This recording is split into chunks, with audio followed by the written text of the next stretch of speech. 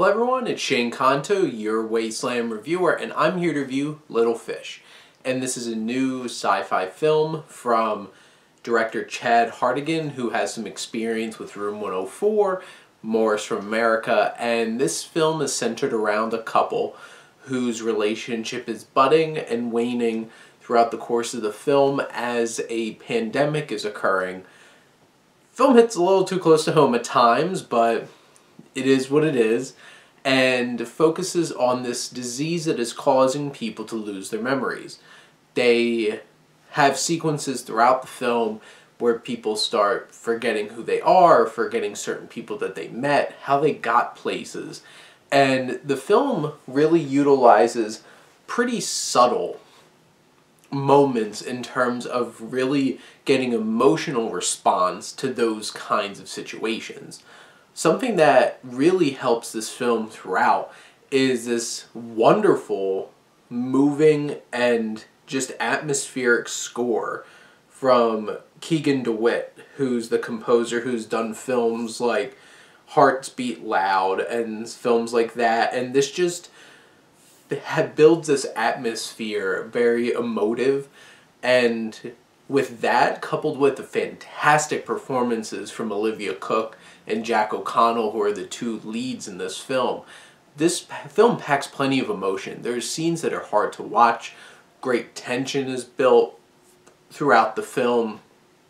There's one particular scene that I couldn't even watch because Olivia Cooke works at a vet's office and she has experience putting dogs down, and she's trying to do this experimental procedure on her husband, Jack O'Connell's character, and it was so well structured and just, I hate needles, couldn't even watch it.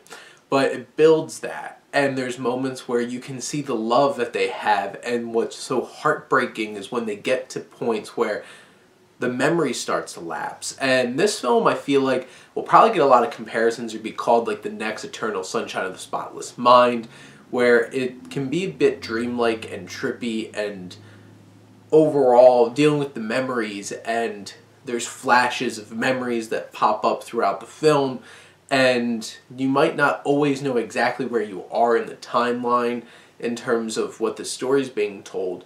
And I feel like it does borrow a bit from that idea, but I feel like between the well-crafted story structure, the great score, fantastic performances from Olivia Cooke and Jack O'Connell, who really, this film wouldn't work the way that it does if it wasn't for the really committed performances that they give. This is an intriguing, high-concept kind of science fiction. Doesn't deal with a lot of effects. The script can be clever and poignant at moments where, there's one particular scene at a checkpoint where a line delivered by one of the government agents there just hits so hard because it's so subtle and not overdone, but it delivers home the potential fear and stakes that happen in the film. And it builds to a really emotional and tragic kind of climax that leaves you hit very hard by the film and the story and the romance at the center of the film. I think Little Fish is a special little science fiction film that has a great concept and delivers with a strong romance to really ground the story, because where a lot of sci-fi films might falter is where they try to figure out, we have a concept, but what's the story that concept's going to be wrapped around? This film, Superintelligence had a great concept, faltered with just cliched bad romance at the center that just had no life to it. This lives and excels because the powerful and chemistry-filled romance between Cooke and O'Connell really drives the film forward and gives you an emotional attachment to the concept that's being portrayed in the film.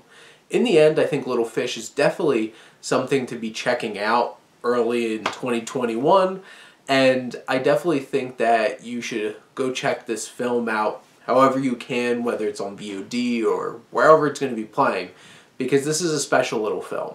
But those are my thoughts on Little Fish. Let me know what you think.